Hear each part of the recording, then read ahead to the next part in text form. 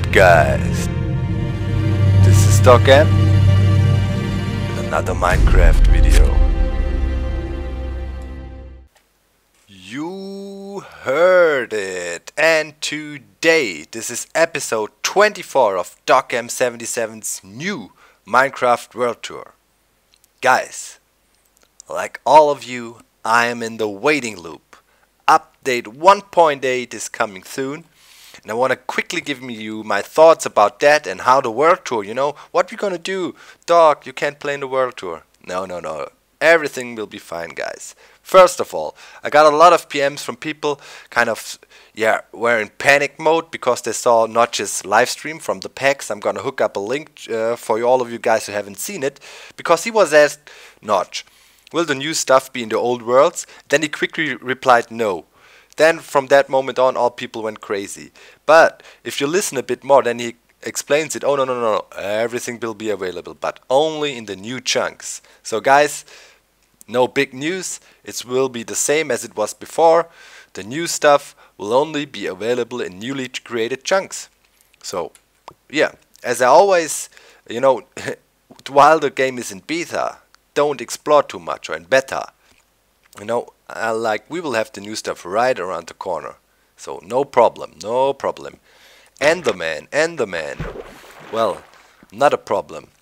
They will start to move random blocks for now. It will be changed in later updates. I know that for a fact, because if yes, it will be just ridiculous. You build something, then a squad of Endermen moves in and destroys everything. Come on, that's not gonna happen. But for the initial 1.8, we might actually be in danger of like Enderman harassment. I'll tell you one thing guys, I'm gonna sit on my zipper tower and guard that place. If I see some Enderman around, I will look at them and get them to me and then annihilate them. If they touch one block here, I'm gonna own them up, like a scene would say.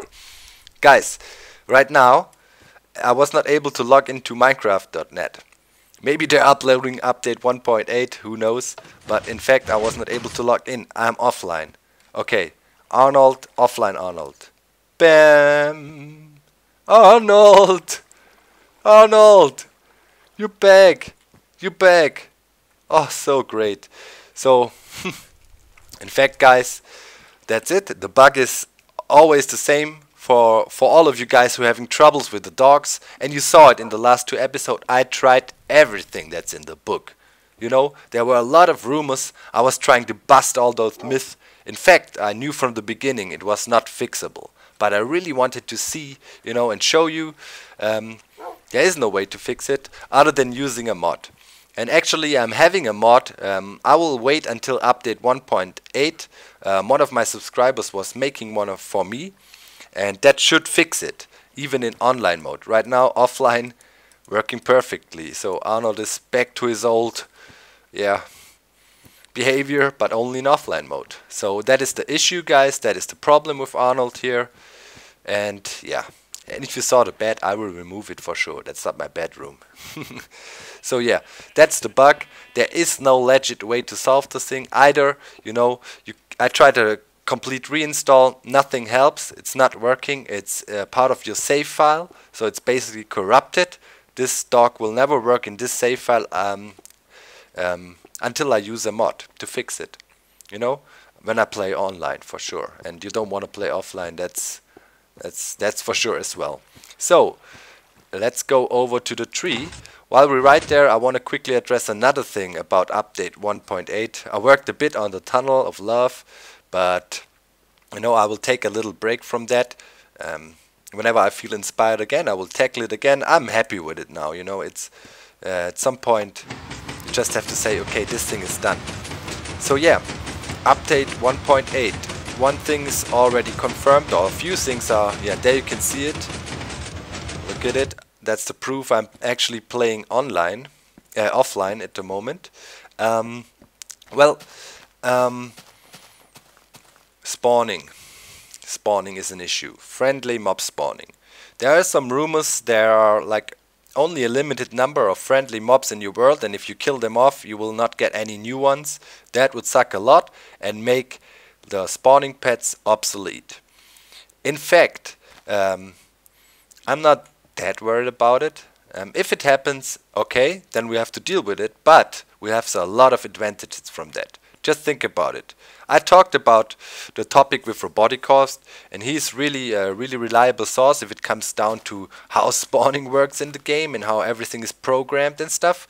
And he basically said, well, explained me how he thinks the spawning or breeding will work. And if that's true, you know, I don't want to go in too many details. We will see, because it's not facts. I don't want to spread any more myth, like all those myths about how you can fix a dog. But if that works, you know, we will be good, guys. You know, we have like epic spawning machines that will be, you know, that will be even simpler than the designs we're using now. For now, you don't have a way to separate cows and sheep from each other. Will be possible, you know. You just have different breeding cells for your animals, and there you go. I think Isa will like this news as well, because he's doing his mob separation, but the problem is he had his EMP set up for separating all mobs, and now it should be possible, you know. He will have cows, sheep, and we all can do that. So that is actually pretty cool in my eyes. Another thing, for 1.8, the lighting will completely change. So that's why I put a full stop or complete stop on my lighting ideas. I will wait for update 1.8 so we can actually see, you know, how it looks. Because, you know, torches will emit a different light from glowstone, and everything will be pretty much different. Also the way sun rise and nightfall is implemented, it will go really smooth, you know, and you won't have, you see those block updates back there from the chunks reloading and all that. It's about the same effect when it changes from day to night, or vice versa, and that will be gone. I saw some footage, looks epic. Lighting engine is really sick now. Looking forward to that. Rambling on. I did some stuff around here, by the way. This is the lobby arrival area by now.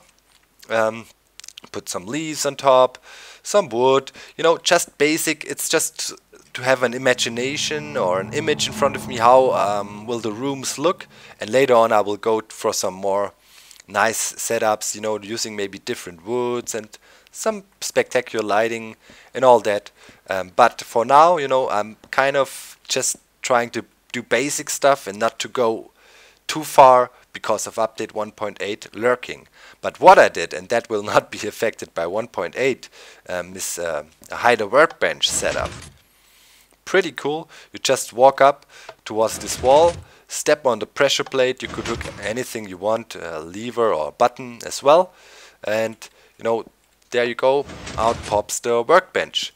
Pretty cool setup. I saw it on Armitige's channel. He has a tutorial for it. If you want to check it out, I'm gonna hook up a link. But I want to talk about some of the principles, because I got requests for many of the things I built in my world. And people ask me, how do you do, for example, the hideable piston stairs? Well, those setups always include a two-stage process. You can see it here. What is happening? I mean, first, block goes down. Secondly, the workbench comes out. If you want to go back, and there you run into your problem, the workbench has to go back first, and then the block up. So you have to have a reversed signal. And that, you know, you use for a lot of stuff. For example, those hidden stairs. First, it needs to open the floor, then stairs need to come up. If you close it, stairs need to go down first and then close. So what we need is a reversed signal generator. And I'm gonna quickly show you one design you could use. Just place 4 blocks like I did with those log blocks, and then you throw him in like that. And this block is facing in that direction, the repeater, so this one has to face in the opposite direction. I got some wall problems here, like so. Some ceiling trouble. There you go. And now we need to set some delay for the 2 pistons that are facing in that direction here. Set them to 4. 1, 2, and 4. This 1, 2, 3, you're done. This is your reverse signal generator. Where do you hook up your redstone? Well, those 2 blocks in the back, those are the outputs, and here is your input. I'm gonna quickly throw some redstone down. I removed this lever here for this demonstration because I had not enough room. There it is. Put a pressure plate on there. Oops. And now we're gonna check what the thing does. You know, look at it. Bam, bam. Bam, bam. Did you see it? Did you see what was happening? I'm gonna explain it to you. Look, left torch turns off first, then this one. And if you come back, vice versa. Check it. Bam, bam. It's only a short amount of time, but it's enough. Bam, bam. So, if you transfer it to this setup now, this torch controls the block moving up and down. This torch controls the extender setup that is behind there. I want to quickly talk about that as well because it's very useful. Basic design. So, you know, block goes down, workbench comes out. If I step off, bam, bam. Workbench goes back, block comes up. This is a reverse signal generator. And very useful for a lot of things. So keep that in mind. If you build one of these, pretty simple, but very useful. You know, you could, whenever you have a two-stage process in your system, you need one of these, and that helps you a lot. Another thing I quickly want to demonstrate to you is the double piston extender. That is basically the horizontal one. That is designed by Minecraft Addict. What you do to create one of these, and you know, we will have, let's take this birch tree trunk here, or birch log as our, this is our workbench now, alright? So what you do, you just go like this, get some redstone going, put it down like so, bam, there you go. Last thing, this 1 to 2, this 1 to 4. There you go. Now, hook up a lever to your setup, you know, so you can see how it's working. So, power the thing, double extension, power it again, and it goes back. That's how you do it. So, you know, think about it. Pretty simple to do. Put a reverse signal generator down. Put a piston, sticky piston for the blocks of retracting up and down, and put this setup there, and then just wire it together, and then you have a pretty efficient and cool little thing that hide a chest. I like it a lot. It was a cool design by Armitige, you know. And in the tutorial he just shows this setup in a really compact way, you know, how you can save space and stuff. But I hope you understood the principle behind it. Just a reverse signal generator. That's it. You can do many cool things with it. By the way, did you see it? Like when I step on here, like the chests get updated and turn around. Fully automatic, guys.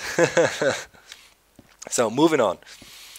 This is some of the corridors and stuff I made. This one is leading down to our balcony, which is leading all the way around the tree. Here we are. It's nighttime. This is the balcony. You know that. This is the walkway around the tree. So one of the things I made also, you know, it's pretty barren and plain now. We'll make it look better, but yeah, as I said, update 1 is lurking, waiting loop. The other way, basically we should sleep it off.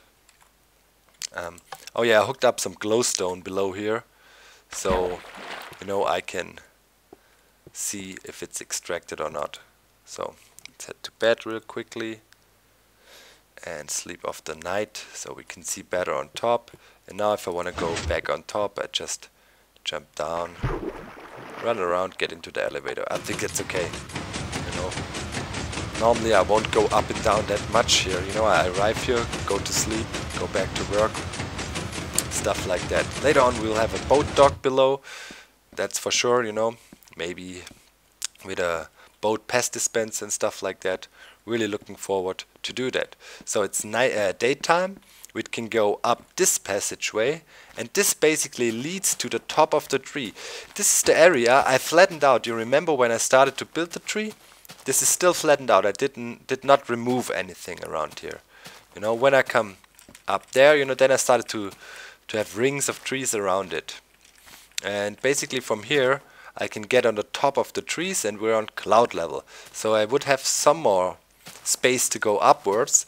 And up here I want to have my sleeping quarters. But I want to have it so that when I wake up I can overlook the area and have a nice view. That means we need glass, we need the setup I was talking about. I will use the butt switch, get in the bed, block gets updated, everything closes off, and when I wake up in the morning, bada boom, bada bang, you know, windows open and I see the sun rising, and the sun should be rising there, so yeah, I have to keep that in mind, you know. Maybe I'll just make it a square-shaped room somehow, which opens on 4 sides. Yeah, we will see about that. But that is one thing I will probably start doing after 1.8, because I'm expecting it every day. And for 1.8, you know, if you have a YouTube channel and when updates come out, you always have to be ready and do some update videos, some exploring, and I'm looking forward to that actually. So I guess the world tour will slow down a bit until the update 1.8 hype is kind of chilling out again, you know. And also it often was like the first initial update, 1.8 or 1.6 or whatnot, had a lot of bugs in there, broke the game, and I don't want to risk that with my world to, you know, do a lot of progress and then find out something is completely changed and suddenly my whole world burns down or whatnot. So yeah, I've seen it happening. So, you know, so we need to be a bit careful. I have some stuff to do. You know, inside the tree, I need to prepare more rooms, and I'll maybe do the basic shape for the sleeping quarters and start to hook up like the butt sensor and all that. Yeah, I can do that if it takes really long until update 1.8 comes out. But as I said, I'm expecting it basically every day. So I feel like, yeah, every day. So kind of need to relax a bit, stay cool, and wait a bit, you know. It's always dangerous if you have a huge world, something you invested a lot of time, and then you go crazy, update comes out, and then like 4 days later everything is screwed. So, whoa, that was bad. So I'm not risking that, for sure. Alright, up the elevator, looking at the tree. I think the proportions are nice now, guys. I'm not pretty sure if it needs a lot more on top. Maybe a tiny bit more wider, and also, yeah, we didn't look at it right now. I worked a bit on the roots to widen them out a bit, but yeah, everything is time consuming because yeah, they have to plan it out, you know. First I took out the channels inside to get some more wood logs, then I went down and so on, you know. But I'm also using a lot of wood logs inside still, so wood is always a concern. I actually had to plant some trees, you know, and do some wood farming, real wood farming, which I don't like at all. I always like to plan ahead a bit. So I'd say that's it for today, guys. The world tour will for sure continue as we are used to it. Update 1.8 is just around the corner. We're looking forward to it. Confirmed features are for sure the new dungeons, you know, with new blocks, mossy stone and all that, pretty cool. And the cobwebs, the Enderman, new mobs. There will be new crafting recipes, 8 or 9 new crafting recipes. There will be farmable melons and farmable pumpkins, and that is something I'm also, you know, kind of in the waiting loop for, farmable pumpkins. I'm gonna hook me up a nice pumpkin farm ASAP, you know, so I'll be able to use cool glowstone lighting for the tree. Kind of, you know, down there, this is the glowstone factory, basically, you know, so much glowstone. So I kind of really want to go away from the glowstone, at least for the tree, and really go with the natural flow. And yeah, what is better than the pumpkins then, you know? So, and if we can farm them for such a huge build, no problemo. So that'll be cool. We will see. Ah yeah, new meat, you know, cow meat, beef, and the chicken meat and stuff. It's a lot of stuff. I'm really excited. Maybe as all of you guys, waiting for it. This will be a huge game changer. But I'm not concerned about the World Tour world at all at the moment. I hope I don't have to swallow my words later on, my big mouth, and when everything's broken again. But I don't think so. I haven't explored much. Basically, right behind there, those line of trees, there should be new stuff included in the world. So we're good. Looking forward to some exploring and adventuring and killing Enderman and finding ruins and stuff. Really looking forward to that. I hope you do as well.